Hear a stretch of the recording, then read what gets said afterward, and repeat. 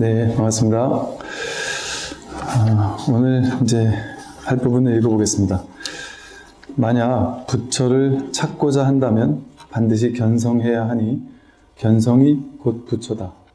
만약 본성을 보지 못한다면 연불하거나 경을 외우고 제계를 지키거나 계를 지키더라도 아무 이익이 없다. 연불하면 왕생하는 인과를 얻고 경을 외우면 총명해지며 계를 지키면 하늘에 태어나고 보시하면 복의 과보를 받지만 이런 것으로는 끝내 부처를 찾지 못한다. 어찌 보면 조금 파격적으로 이야기를 하고 계세요. 부처를 찾고자 한다면 견성해야 한다. 즉 자기 성품을 봐야 되지. 그 견성이고 부처인 것이지. 만약 본성을 보지 못한다면 연불하거나 경을 외우고 제계를 잘 지키고 이렇게 조화로 관음제일, 지장제일 잘 나가고 청정한 계행을 하고 또 살생하지 않고 도둑질하지 않고 투도하지 않고 계를 잘 지키고 하더라도 아무 이익이 없다 이렇게 썼어요. 우리가 절에 와서 배운 건 이거거든요. 연불하고 경을 외우고 제의를 잘 지키고 계율을 잘 지켜라 이런 얘기를 절에 가면 제일 많이 듣잖아요. 근데 아무 이익이 없다. 아무 이익이 없대요. 좀 억울하죠? 그동안 한 게. 근데 여기서 아무 이익이 없다는 것은 쉽게 말해서 이법계, 사법계, 그러니까 이치, 진리와 어떤 현실을 얘기한다면 현실에서는 이익이 있죠. 근데 이제 진리에서는 이게 전혀 이익이 없다. 즉, 중생심, 생멸심과 진여심 이렇게 말했을 때 이 진여심의 자리, 부처의 자리에서는 아무 상관이 없는 겁니다. 연불하고 계율 지키고 독경하고 예불 잘 참석하고 하는 것들이 그것은 그 현실의 공덕이 있는 거예요. 현실에서의. 그러니까 방편에 도움이 되는 것뿐이죠. 쉽게 말하면 이 중생세간을 꿈에 비유를 하잖아요. 즉 우리는 지금 분별의 꿈을 꾸고 있거든요. 분별의 꿈 속에서 꿈을 깨지 못하고 있어요. 근데 불교의 핵심은, 불교에서 말하는 부처되는 것의 핵심은 견성이다. 이 말은 뭐냐면 진짜를 봐야 된다는 거예요. 진짜 성품을 봐야 된다. 그 말은 뭐냐면 허망한 꿈을 깨야 된다는 얘기거든요. 이 꿈의 진짜는 꿈 깬 거잖아요. 꿈은 진짜가 아니잖아요. 꿈이 진짜가 아니라는 사실에 눈 떠야 된다는 소리예요. 그러니까 핵심은 견성이지, 눈 뜨는 거지, 꿈 깨는 거지. 이제 여기서 말하는 연불하고 경을 외우고 제계를 지키고 계를 지킨다. 이것은 꿈속에서의 얘기예요. 꿈속에서. 꿈속에서의 법칙은 인과의 법칙이라 꿈속 나름대로의 어떤 법칙이 있단 말이에요. 그 꿈속에 나름대로의 어떤 꿈의 내용물에는 인과의 법칙이 있고 그 내용물에는 좋은 것도 있고 나쁜 것도 있어요. 왜냐하면 우리 현실 세계는 좋은 인생이 있고 나쁜 인생이 있잖아요. 복도 있고 박복한 사람도 있고 부자도 있고 가난한 자도 있고 현실에서는 그게 그대로 있단 말이에요. 그러니까 이 말은 아무 이익이 없다 한 것은 꿈 깨는 거에는 별 도움이 되지 않는다. 상관이 없는 일이다. 그런데 그것은 어디에 도움이 되느냐? 꿈속 세상을 사는 데는 좀 도움이 된다 이거죠. 꿈속에서 그 꿈속의 세상을 조금 더 계율을 지키면 나쁜 짓 안 하고 나쁜 짓을 안 하면서 착한 일을 하고 살 거 아니겠어요? 그러면 꿈을 꾸더라도 좋은 꿈을 꾸겠죠. 복 받는 꿈을 꾸겠죠. 나쁜 짓을 안 하고 사니까 착하게 사는 꿈을 꾸겠죠. 그러니까 그 이익은 있습니다. 근데 꿈 깨는 것과는 무관하단 말이에요. 그 꿈속에서의 일이다. 꿈속에서의 일. 그래서 우리가 이 꿈속에서의 일이냐, 꿈 깨는데 도움되는 일이냐, 이걸 우리가 잘 구분할 줄 알아야 돼요. 꿈속의 일에서는 복을 많이 지으면 부자가 돼요. 인과의 세계니까. 복을 짓는다라는 원인을 제공하면 결과적으로 부자가 됩니다. 계율을 지키고 착한 일을 많이 하면 그 결과로 윤리 도덕적인 사람이 되고 남들에게 칭찬, 찬탄을 받고 참 괜찮은 사람이라는 평을 듣겠죠. 많은 사람이 나를 도우려 할 겁니다. 꿈속의 세계는 이렇게 꿈속의 나름의 또 이런 법칙이 있어요. 그러니까 그걸 무시할 수 없습니다. 그러니까 꿈속의 세계에서도 우리가 잘 살아야죠. 그러니까 계율을 지키고 윤리 도덕적인 삶을 살고 한단 말이에요. 근데 꿈 깨는 것과는 별개예요. 별개. 이법계와 사법계는 이치, 진리의 세계와 사법계, 현상의 세계는 별개란 말이에요. 별도로 건립되어 있다 이런 식의 표현을 쓴단 말이에요. 근데 그게 따로라서 별개가 아니에요. 같이 있지만 별개인 거예요. 둘이 아니지만 이 사가 모해한 법계지만 또 현실상으로 봤을 때는 이법계와 사법계는 또 따로 건립되어 있다. 법학에서 이런 식의 표현을 쓴단 말이죠.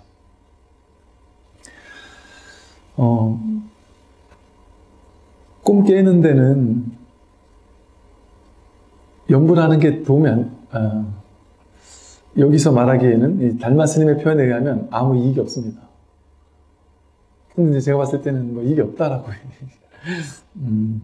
통쾌하게 얘기해 주셔서 참 감사한 일인데 여기 말한 것처럼 연불하면 왕생하는 인과를 얻어요. 꿈속에서 연불을 많이 하면 꿈속에서 극락왕생하는 꿈을 꿔요. 극락세계에서 사는 꿈을 꿉니다. 연불을 많이 하는 결과로. 또 경을 외우면 총명해져요. 꿈속에서 경을 많이 외우면 경전을 많이 봤으니까 더 똑똑해지겠죠. 불교의 어떤 지식도 많이 알게 되겠고 총명해지겠죠. 개를 지키면 하늘에 태어난다. 꿈속에서 개를 잘 지킨 사람은 천상세계에 태어나는 꿈을 꿀 수도 있고 아니면 그 꿈 자체가 천상세계처럼 막 복스럽고 복덕 가득한 행복한 삶을 사는 그런 꿈을 꿀 수도 있을 겁니다. 보시하면 복의 가보를 받습니다. 꿈속에서 보시하면 부자가 돼요. 풍요로운 사람이 될 수 있어요. 이 현실이 그렇다는 거죠. 현실에서는 딱 이 인과의 법칙이 명확합니다. 연불하면 왕생의 인과를 얻어요. 왕생 한들 그게 견성은 아니란 말이에요. 그게 부처된 건 아니란 말이에요. 경을 외우면 총명해지지만 총명해진다고 해서 똑똑해진다고 해서 그 부처랑은 상관없단 말이에요. 개를 지키면 하늘에 태어나지만 하늘에 태어난들 거기도 육도 은혜 가운데 하나예요. 천상세계 태어나봐야 그 중생세계예요. 천상세계도. 천상세계 신이 된다. 욕계, 색계, 무색계의 신이 되겠죠. 더 높은 세계에 더 수준 높은 신이 되려고 애쓰겠지만 그 천상세계 신들 또한 육도 윤회 가운데 하나의 어리석은 중생에 불과한 거죠. 그러니까 우리 목표가 그 천상에 태어나는 게 목표가 아니에요. 심지어 우리 목표가 극락왕생하는 게 목표가 아니란 말이에요. 극락왕생 또한 꿈속의 세계란 말이에요. 꿈속의 세계. 물론 이제 연불종에서는 극락 가고 나면 거기서 꿈깨기가 훨씬 수월해진다. 부처님의 개인 과외를 받아가지고 바로 극락 가기가 극락에서 바로 부처가 되기 쉽다. 이제 그런 방편을 쓰지만 그 말은 무슨 말이겠어요? 그래도 여전히 극락도 꿈속이라는 얘기잖아요. 부처 되기 쉽지만 근데 여전히 천상세계도 여전히 중생세가 아니고 극락세계도 여전히 중생세가 아니란 말이었지 보면. 여기 달마스님의 말에 의하면 그죠? 이런 것으로는 끝내 부처를 찾지 못한다. 그러니까 우리는 이제 균형감 있게 공부를 해야 돼요.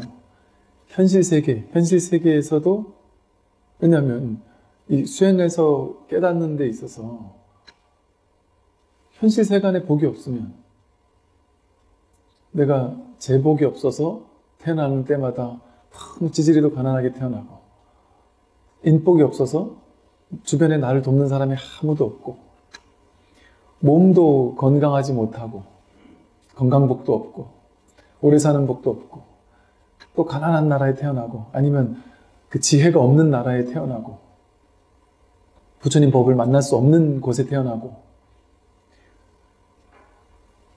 그런다면 이 수행할 수 없겠죠. 수행하기가 훨씬 불가능하겠죠. 이 세상에 태어났다 할지라도 꼭 저한테도 그런 말 하는 분들 계시거든요. 스님, 스님 얘기하시는 그 마음 공부, 뭐 깨닫는다? 그게 제가 보기에는 팔자 좋은 사람들 속편한 소리처럼 들립니다. 왜 그러세요? 지금 깨달음을 얘기할 수 있는 사람은 진짜 속편한 사람들이에요. 저는 당장 자식 다음 한 끼를 어떻게 먹여야 되나가 큰 걱정인 사람인데, 당장 내가 어디서 먹고 어디서 살고 하는 게 지금 근심 걱정인 사람인데 어떻게 팔자 좋게 마음 공부를 해요. 현실이 지금 죽을 지경인데. 이렇게 얘기하는 분도 계신단 말이죠. 그런 분들은 마음 공부하기가 쉽지 않을 수도 있어요. 그러니까 현실적인 복도 갖추어야 된단 말이죠. 그래서 부처님께서는 귀입을 양족존 해서, 부처님은 우리가 부처님을께 귀의하는 이유는 양족존, 두 가지가 존귀하시단 말이에요. 두 가지가 뭐냐? 복과 지혜예요. 세간의 복도 훌륭하시고 출세간의 지혜도 훌륭하시다. 현상계에서도 그렇고 출세간에 대해서도 좀 이렇게 원만하면 훨씬 공부하기가 수월해지겠죠. 그런데 사실은 이 현상계의 지혜는 필수는 아니에요. 그리고 출세간의 지혜가 있다고 해서 현상세계 복까지 주어지는 건 아닙니다. 현상세계 복은 현상세계 복대로 따로 지어야 돼요. 내가 복을 하나도 안 지었는데 깨달았다. 그럼 그 사람은 현상세계에서 계속 가난할 거예요. 근데 나는 깨달았어요. 마음은 풍요로워요. 그러니 현상세계에서는 여기저기 다니면서 구걸하고 살아야 돼요. 옛날 스님들 그러잖아요. 내가 이 안목은 확실한데 이 복이 없구나. 이 법을 아무리 펴도 이 법을 알아듣는 중생들이 없는 거예요. 이 법을 좀, 내 법이 확실하다는 걸 누가 알아주는 사람이 있어야 나한테 와서 스님의 법이 훌륭하시군 하고 제자가 되려고 하고 보시하고 할 거 아니겠어요?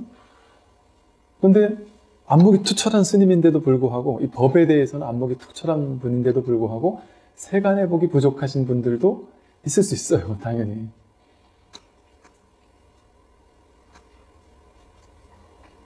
그런 어른 스님들이 이런 말씀을 하기도 하세요.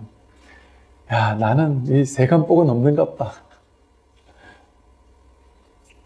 그럼 상관없어요. 당신은 세간복이 있든 없든.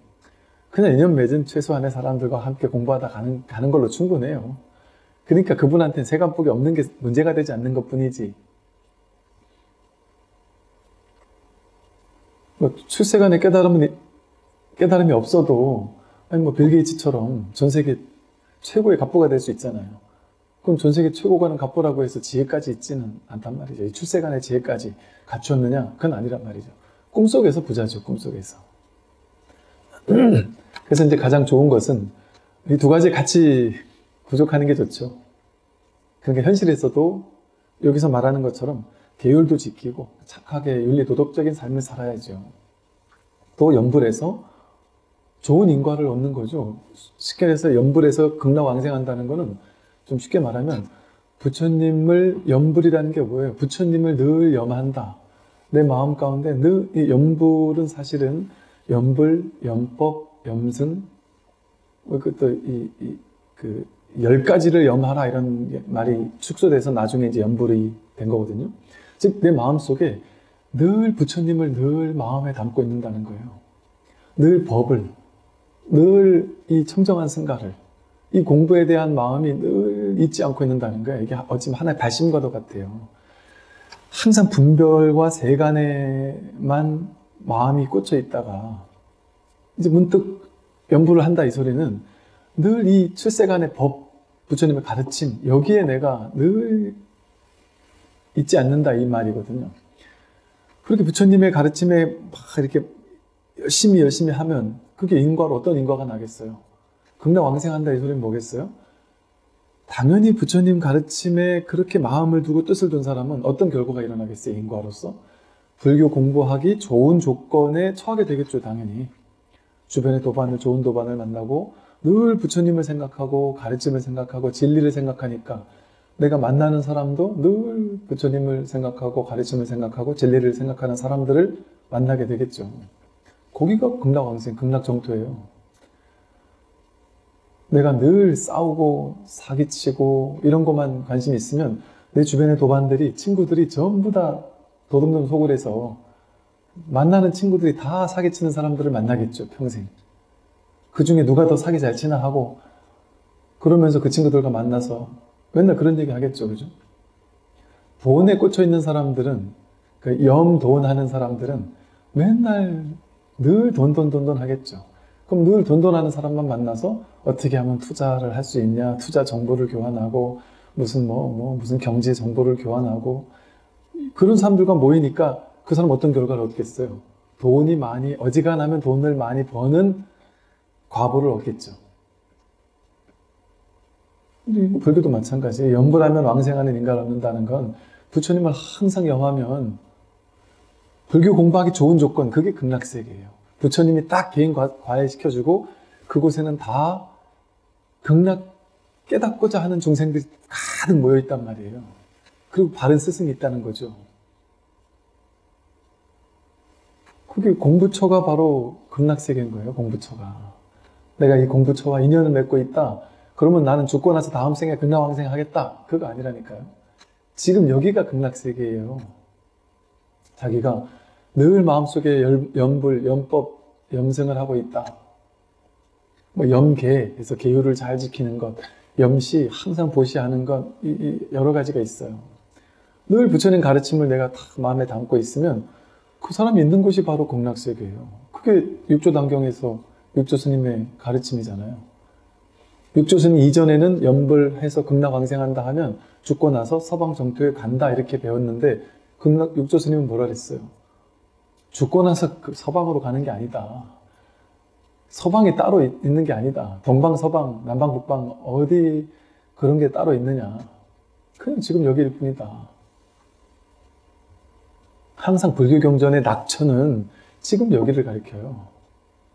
지금 내 눈앞을 목전을 극락세계로 만드는 게 부처님 가르침이지, 죽고 나서 사후에 극락세계 어딘지도 모르는 극락세계 가는 게 그게 목적이겠어요?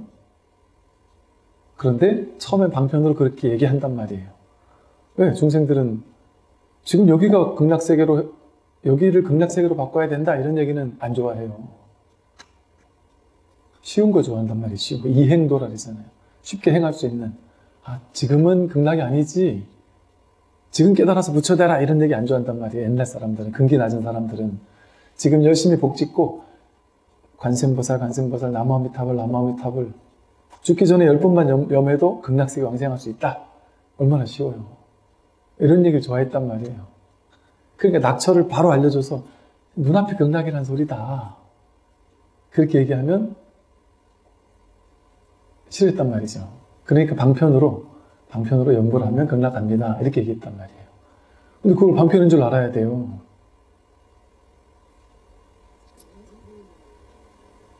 그래서 이제 스님들께서 염불하면 극락세계 정말 간다 이렇게 얘기를 하시는 스님들이 계시면 저 스님 잘못됐어 이렇게 보면 안 되고, 이 스님은 많은 아직 초심자인 불자들을 위해서 저렇게 이제 낮은 수준에 아주 당신의 뭐랄까 이 수준을, 안목을 탁 낮춰서 중생들의 근기에 맞춰가지고 동사섭을 하고 계시는구나.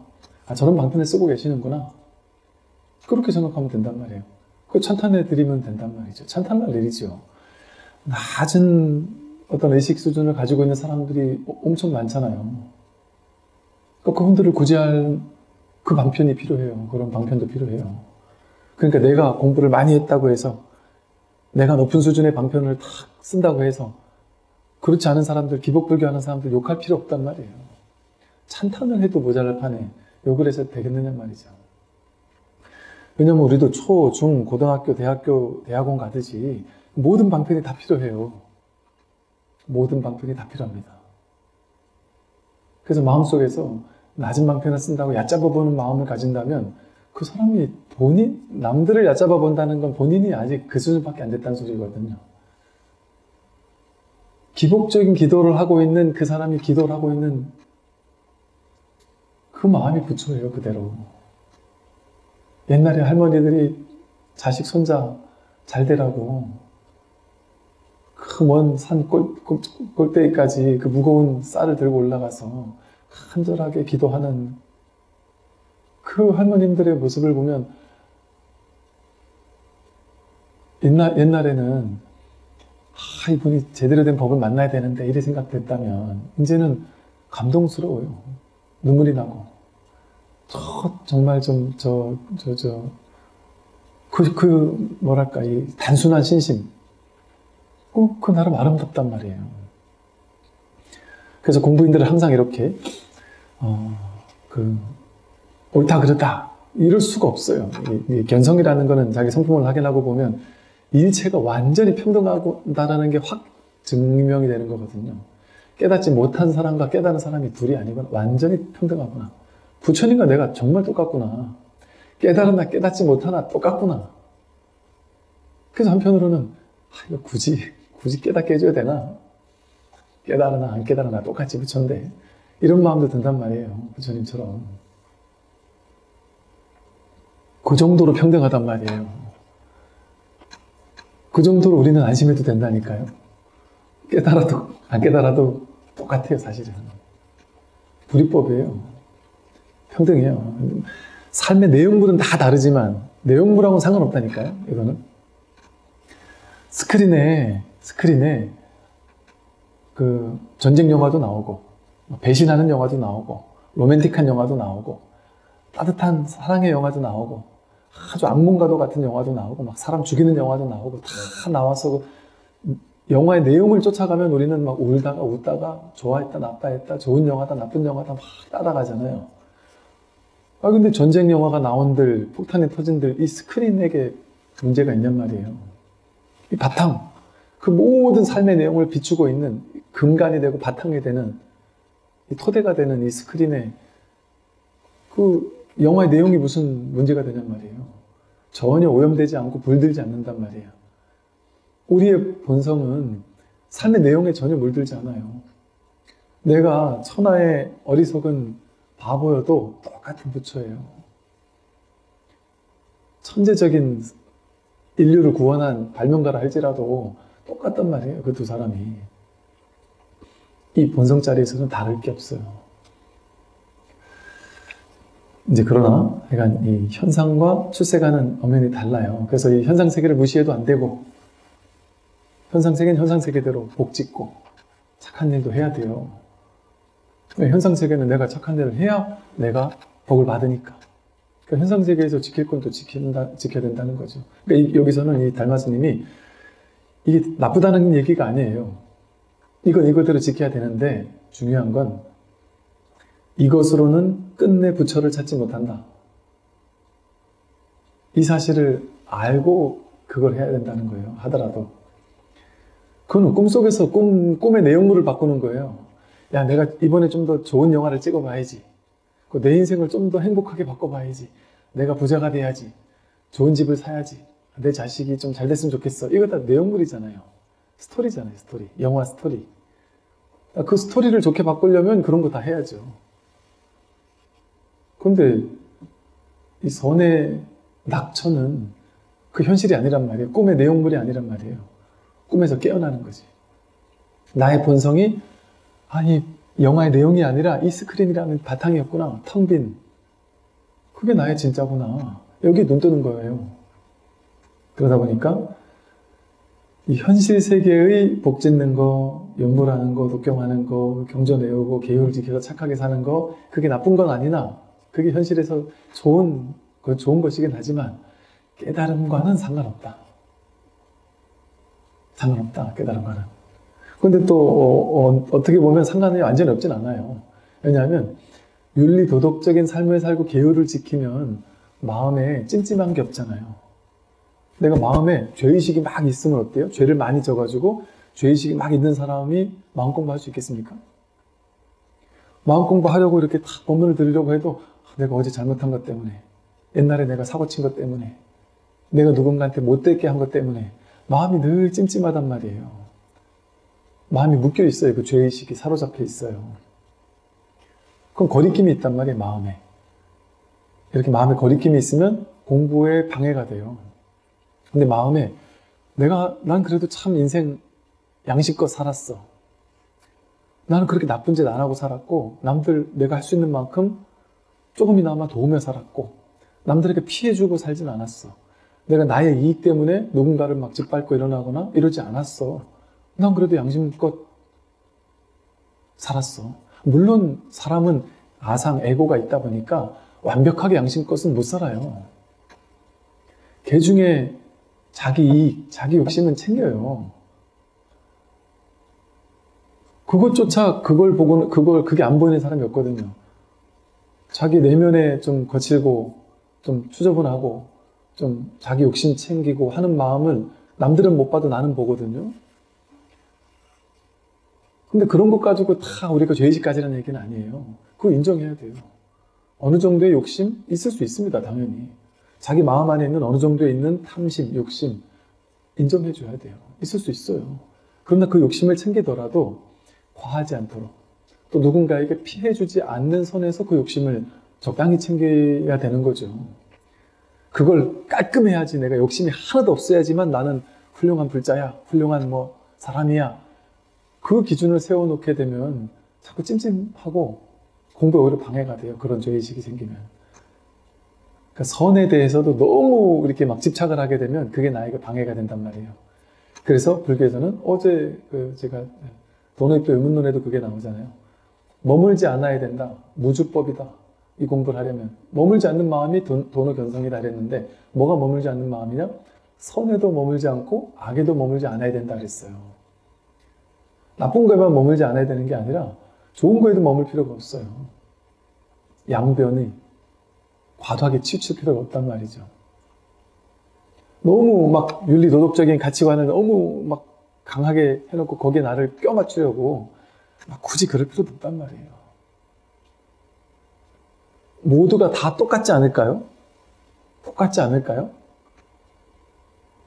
저 또한 고백하건대, 저는 20대 때 출가를 하고 공부를 하는데 좀 비참하더라고요. 나는 남들과 달라야 된다. 나는 다르다. 난 남들과 다른 훌륭한 수행자가 돼야 된다. 이런 어떤 상을 쥐고 그런 모양의 수행자가 되기를 막 갈구하고 있었는데, 제 마음을 보면 좀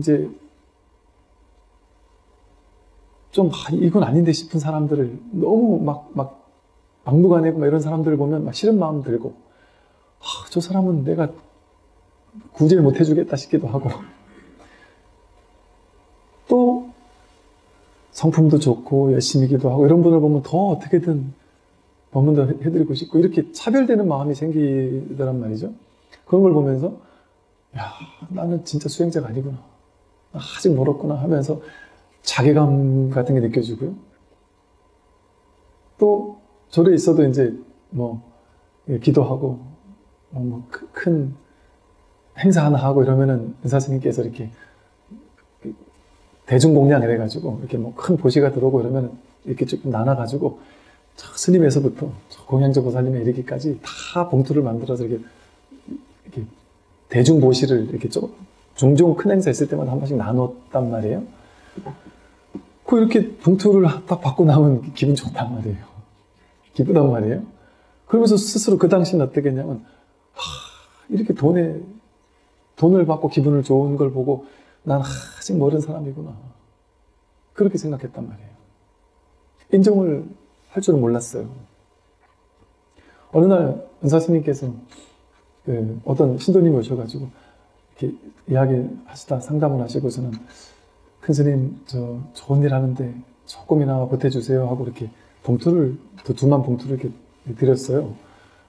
근데 제가 옆에 있었는데, 이제 제가 생각하는 큰 스님의 모양은 그런 일이 있으면 아니야 하면서 번축도 안 하고, 그러고 이제 이러든지 뭔가 이래야 되는데, 그걸 받아드시고선 천진한 어린애처럼 막 이게 기뻐하시면서 제가 이거 좋은데 잘 쓰겠습니다 하면서, 감사합니다 하면서, 그분이 가시고 나서 우리한테 그러는 거예요. 야, 자랑을 하면서, 근데 오늘 신도님한테 이렇게 보시금 받았다라면서.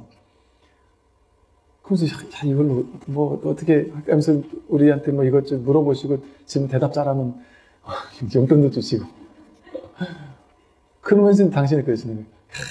내가 이런 걸 보고 아직 좋은 걸 보면 나는 아직 도인이 아닌가 봐. 그런 얘기를 하시면서 천진하게 웃으시더라니까요. 처음에 그 되게 낯설었으면서 되게 좀 놀라웠어요. 당신 스스로도 어찌 보면 그걸 어찌 보면 뭐랄까 인정을 하시어요. 난 이 돈 보면 좋다. 제가 이 말씀 드린 이유는 그 에고와 아상이 완전히 사라져야만 공부다? 그것도 우리 생각이에요. 그거는 이 몸이 남아있는 동안은 어느 정도 끝끝내 따라다닌다니까요. 따라다녀요. 그 속에서 우리가 조금 더 계율이 있고 이런 이유가 그거죠. 그럼에도 불구하고 그것을 내가 딱 양심에 맞게 적절하게 그걸 인정하면서 그 속에서 내가 어떻게 공부해 나갈 것이냐 이런 것에 대한 어떤 자신 나름대로의 어떤 원칙 뭐 이런 것들이 있어야 되는 것이지 그게 하나도 일어나지 않아야 된다? 그건 아니라는 거죠. 자기 스스로의 어떤 중생적인 모습, 공부가 안 된 모습을 인정하고 받아들일 수 있어야 되는 것 같아요. 그러고 나니까 너무 마음이 편안해지더란 말이죠. 때로는 제가 마음에서 화가 나도 당연히 이런 현실에서 인과에서 이런 상황에선 화낼 수 있어. 당연하잖아요, 그게. 욕심이 나더라도 그럴 수 있어. 인정할 수 있단 말이죠. 얼마 전에도 어떤 평소에 존경하던 제가 공부에서 정말 이제 존경하는 어른 스님을 뵀는데 당신께서 이제 우리 입장에서는 나도 이제 저 이제 정도가 되면 나도 저렇게 원만해질 수 있을까? 나도 저렇게 정말 법이 정말 확고해질 수 있을까? 하고 어찌 보면 상당히 막 존경하는 이런 어른 스님이신데도 당신이 막 한참 어린 이제 저를 앉혀놓고 몇 시간을 이 공부 얘기를 해주시면서 막 바쁘고 하신 분이신데도 그러면서 그런 얘기를 하시는 거예요. 사람은 공부인은 항상 겸손하게 공부해야 된다. 나는 지금도 많이 부족하다고 느낀다. 나 지금 많이 부족하다. 나도 공부하고 있다. 많은 사람들에게 이렇게 가르치면서 나도 공부하고 있고 항상 부족하다는 마음으로 나도 공부하는 사람이라는 마음으로 항상 부족하다는 마음으로 해야 되는 것이지. 그래야 공부가 더 발전하는 것이지. 그런 말씀을 하시는데 너무나도 당연한 말씀이시면서도 저런 어른께서도 저렇게 공부가 원만하신 분께서도 저렇게 나는 공부가 안 됐다 하고 얘기하실 수 있다는 게 얼마나 아름다워 보이는지 몰라요. 그런 거예요. 누가 공부된 사람처럼 얘기한다고 해서 그 공부 다 됐다고 볼 수 없어요. 제가 부처님 말씀을 전하잖아요. 이렇게도 전하고 저렇게도 전하는 거예요. 부처님 말씀, 이 거룩한 말씀을 제가 전하는 건데 제가 부처님 같이 그 위치가 올라갔기 때문에 이걸 전할까요? 누군가는 해야 되니까 이 역할이 있으니까 제가 부족함에도 이렇게 하는 거예요. 제가 이 거룩한 얘기 한다고 제가 이 거룩한 사람이 된 게 아니에요. 저 또한 마찬가지죠. 우리도 마찬가지. 우리 공부인도 마찬가지예요. 자신이 공부하다 보면 항상 미진해요. 또 항상 이 가장 기초적인 탐진치, 삼독 이것조차 완벽하게 떼기가 어렵단 말이에요. 이거는 견성하고 나도 마찬가지예요. 한동안은 지속된단 말이죠. 실제로 견성한 도인들이 탐심이 지극한 사람들도 있어요. 진심, 화를 잘 내는 사람들도 있을 수 있어요. 그 습을 한동안 못 내는 사람들이 있어요. 물론 이제 시간이 공부시켜 주는 거예요. 시간이 지나면 지날수록 훨씬 더 이제 원만해지기는 하지만 자기가 꾸준히 공부만 한다면, 공부끈을 놓지만 않는다면 훨씬 더 좋아지긴 하겠지만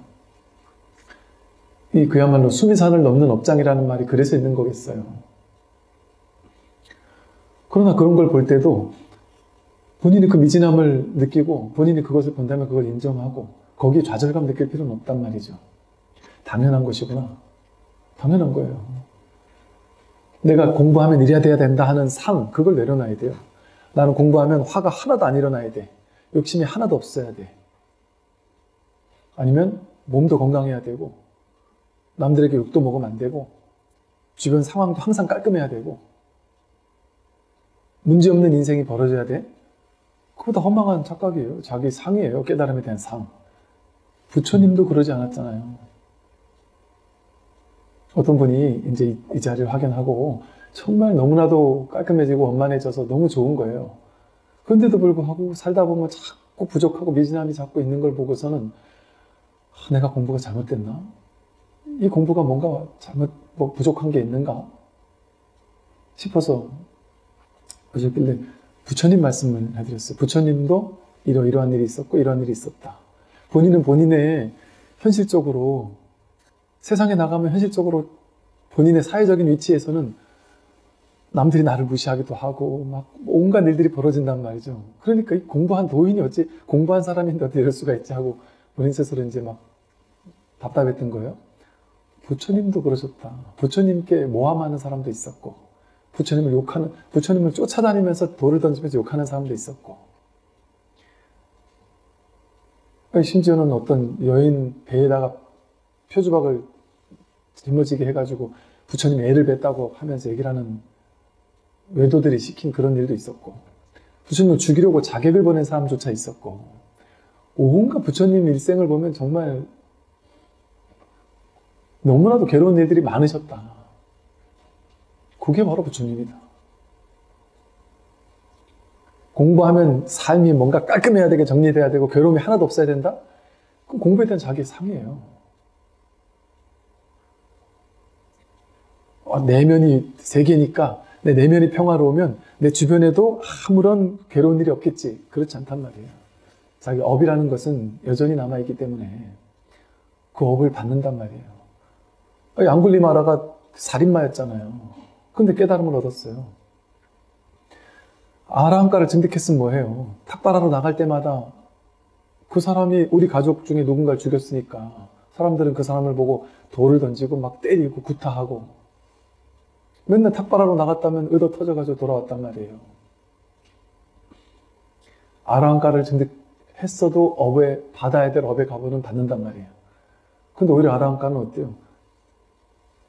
불한 이런 얘기가 있잖아요. 다시 돌아오지 않는단 말이에요. 윤회의 세상을. 그러려면 어떻게 해요? 금생에 다 받는단 말이죠. 그러니까 오히려 아라한가를 증득하면 몇 생 받아야 될 걸 금생에 다 받을 수도 있단 말이죠. 그러니까 더 힘든 일이 있을 수도 있어요. 이를테면 반드시 그런 건 아닐 수 있지만 그러니까 우리가 그 공부는 이래야 돼. 공부인들은 어때야 돼 하는 자기만의 상 그걸 딱 정해놓고 나는 왜 그렇게 되지 않지? 하고 자괴감을 느낄 필요 없습니다. 자연스러운 거예요. 그 모든 것이 그대로인 그것을 온전히 허용해버리는 거예요. 좋고 나쁜 것이 전부 다 이것이구나. 이 좋은 영화, 나쁜 영화, 악몽과 좋은 꿈 전부 다 똑같은 이 스크린 위에서 이 평등한 스크린 위에 일어나는 온갖 다양한 영화들이구나. 삶의 내용물은 상관없다니까요. 이 공부에서. 사람들이 여러분을 찬탄하는 것과 여러분을 욕하는 게 똑같단 말이에요. 성공적인 인생과 실패한 인생 이거 그냥 내용이에요. 내용. 중요하지 않아요. 그 겉모습은. 내 인생을 어떻게 사느냐. 그건 그렇게 중요하지 않아요. 그게 하나로 평등해지는 거. 하나로 다 평등하구나. 그걸 깨닫는 게 이 공부거든요. 그래서 이 진짜 공부인들은 현상을 쫓아가지 않아요. 현상은 어떻게 됐든 그 현상의 딱 본질이 이뿐이구나. 좋은 인생, 나쁜 인생 할 것 없이 선인, 악인 할 것 없이 나쁜 놈, 좋은 놈 할 것 없이 내 인생이 잘 되고 못 되고 상관없이 내 인생이 못 돼가지고 막 실패하고 실망하고 좌절하고 절망하고 하는 일마다 안 된다고 해서 부처에게는 하나의 훼손이 없어요. 그런다고 해서 나는 현실에 들수록 이런데 깨달음과 나와는 거리가 멀겠지. 자기 생각이에요. 그것과는 상관없습니다. 이 공부는. 그래서 인연 따라 펼쳐지는, 그래서 부처님이 열반하시기 전까지의 부처님의 깨달음을 유여의 열반이라 그래요. 아직 다 여의지 못했단 말이에요, 번뇌를. 부처님이 딱 돌아가신 것을 반열반, 완전한 열반이라 그래요. 무여의 열반. 더 이상 이제 남은 게 하나도 없어진 진짜 열반. 부처님 돌아가신 것을 진짜 열반이라 한다니까요. 왜 그럴까요? 살아있는 동안은 유여의 열반이라서 아직 다 여의지 못했단 말이에요, 현실의 문제를. 육진이 남아있는 동안은. 부처님도 누가 칼을 휘두르면 손가락이 잘린단 말이에요. 몸이 남아있으니까 완전히 여의지 못한단 말이에요. 그런 현실적인 인과적 문제는. 인과적 문제는 우리는 잘못 알고 있는 게 부처님은 인과를 뛰어넘는 줄 알아요. 부처님 인간을 뛰어넘는 일을 안 하세요. 마을에 기근이 들어가지고 사람들이 먹는 걸 제대로 못 먹어서 부처님과 부처님 제자들에게 공양을 못한 일이 있었어요. 근데 사리불과 목건년이 부처님, 목건년이 신통제일이니까 신통을 부려서 먹을 것을 구해오겠습니다. 그 부처님께서 거절을 합니다. 그렇게 하지 마라. 인과 그대로 살아야 된다. 그대로 허용하고 받아들이며 산다. 그럼 부처님 지금 우리가 부처님께서 말들이 먹는 말 먹는 모이 저거밖에 먹을 수가 없는데 어떡합니까? 말 먹는 것 우리 마을 사람들도 다 그거 먹고 사는데 우리도 당연히 그걸 먹어야지. 그걸 고스란히 허용하고 받아들이는 거예요. 자신의 조건을, 괴로운 상황을, 현실을. 그걸 막 투쟁하고 싸워 이기려고 애쓰는 게 아니라 부처님쯤 되면 남들은 다 말먹이를 먹고 살아도 부처님은 신통으로 맛있는 걸 먹는 게 부처님일까요? 아니란 말이에요. 자신에게 주어진 지금 이대로의 현실, 그게 진실이에요. 완벽한 진실이에요. 모양과 상관없이, 삶의 내용물과 상관없이, 어떤 영화가 펼쳐지냐와 상관없이 여러분이 주연, 감독, 조연 모든 걸 다 하고 있는 영화가 여러분 산이라는 영화가 펼쳐지고 있지만 그 영화의 내용물은 상관없어요. 이 공부하고. 여러분에게는 여러분의 인생이 펼쳐지고 저에게는 스님이라는 역할, 주연, 스님이라는 역할의 내용이 펼쳐지는 것 뿐이지 내용물하고는 상관없다니까요.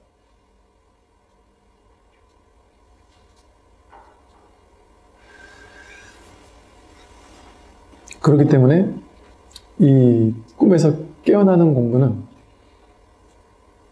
현실과는 상관없습니다. 현실은 어떻게 되든 현실과 상관없어요.